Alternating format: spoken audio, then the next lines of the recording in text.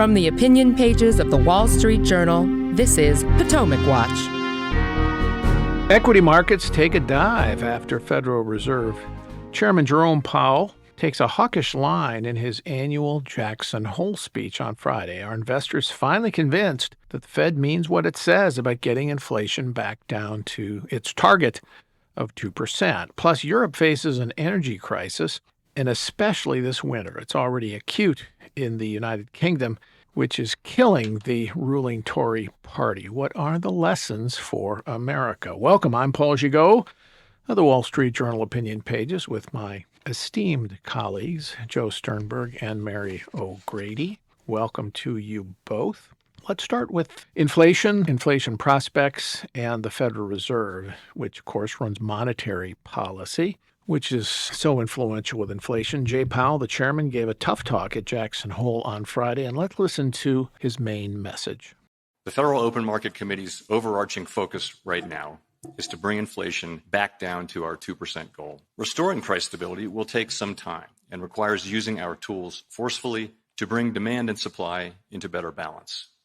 Reducing inflation is likely to require a sustained period of below-trend growth. Moreover, there will very likely be some softening of labor market conditions. While higher interest rates, slower growth, and softer labor market conditions will bring down inflation, they will also bring some pain to households and businesses. These are the unfortunate costs of reducing inflation. But a failure to restore price stability would mean far greater pain. Mary, you don't often hear a Federal Reserve chair say pain in a speech is what the result of the policy will be. And markets fell 3% on Friday, equity markets, the Dow in particular. And they're down another 0.5 percentage point on Monday as we speak here. This means the markets, maybe they were surprised, but I wonder why. Fed officials had been sending hawkish signals for some time. Yeah, I agree. I mean, I think that it was very predictable what he said, and it was pretty much consistent with what all his colleagues on the Open Market Committee have been saying. But I think in terms of the financial markets anyway, there's a real fear of missing out on the next leg up. And commodity prices have already started to roll over. And he did have that one little, maybe unfortunate reference to perhaps we're getting close to the terminal rate when he spoke in July. And I think that people were kind of hoping against hope that we were getting there. And it was exactly what he had to do, which was to straighten them out and tell them that it's not going to happen anytime soon. That reference Mary makes, Joe, was to the press conference that Powell holds after every Federal Open Market Committee meeting. And he had mentioned that the neutral rate, maybe we're at it, close to where they were now, which was taking the Fed funds rate, benchmark rate between 2.25 and 2.5. And that's what had investors saying, happy days are here again. Let's pile back into stocks. And they took off. Rates fell. Everybody was, let's get the party restarted, baby. And that meant there could be some problems in the anti-inflation fight. And now we get the correction from Powell, as Mary suggested. Yeah, and I think that it's worth understanding that part of the problem here is the way that the Fed has come to set monetary policy and what Chairman Powell thinks he's doing when he gives statements like the press conference or the speech at Jackson Hole last week. I mean, we usually talk about what the Fed is doing in terms of setting the overnight Fed funds rate at a particular range, but they increasingly believe that their use of statements and speeches and press conferences and all of the rest of it can affect financial conditions in the market to kind of steer market participants toward interest rates at all maturities along the yield curve that Fed officials think are appropriate for meeting their inflation goal. And so I think that what has been going on here is partly this push and pull where the Fed increasingly is really struggling to calibrate the message that it's going to give to markets to try to achieve the result that it wants. And so Chair Powell probably realized that his press conference in July had sent too much of a dovish market, was not leading to the kind of tightening that he had hoped that it would in terms of interest rates beyond the Fed funds rate.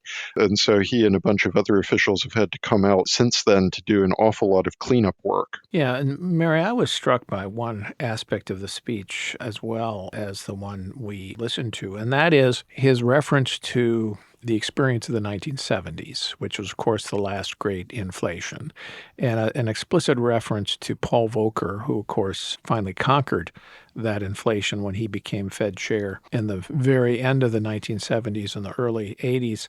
There was a explicit reference that we can't do stop and start monetary policy. You can't make that mistake again. Did you find that encouraging? I did, and I also think that Jay Powell is trying to compensate for what is an impression people have that this Fed does not have the backbone that Paul Volcker had.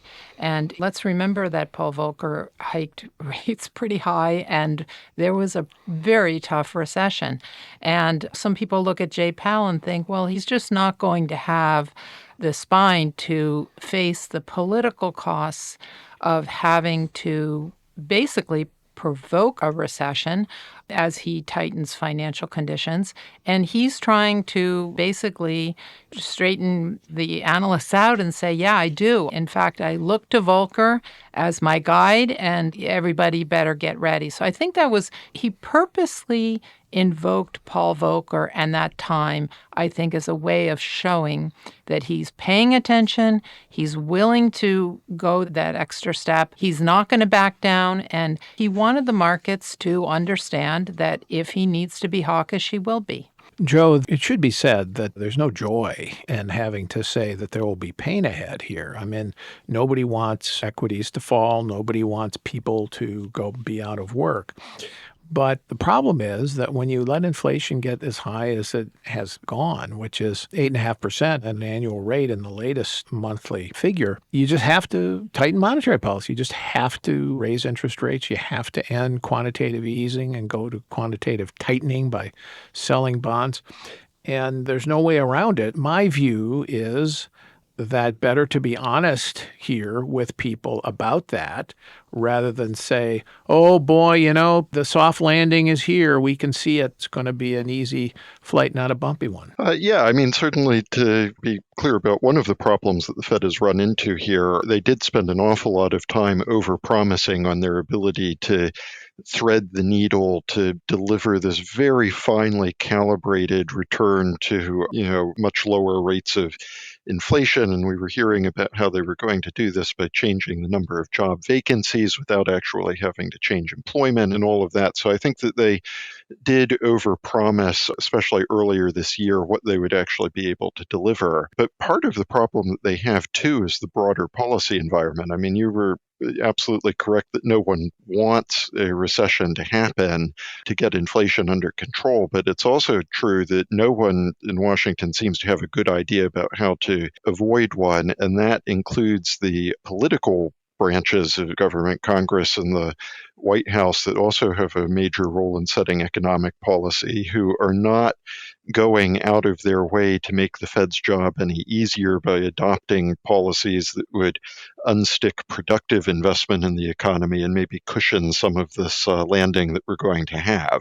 Except, Joe, they don't agree with you and me, and I think Mary too, on what those growth policies would be. The Biden policy is, when in doubt, spend more, create more Keynesian stimulus for demand, of course, which has been part of the problem here in creating this inflation. Also regulate more and subsidize more. Don't leave taxes out, Paul. Yeah, okay.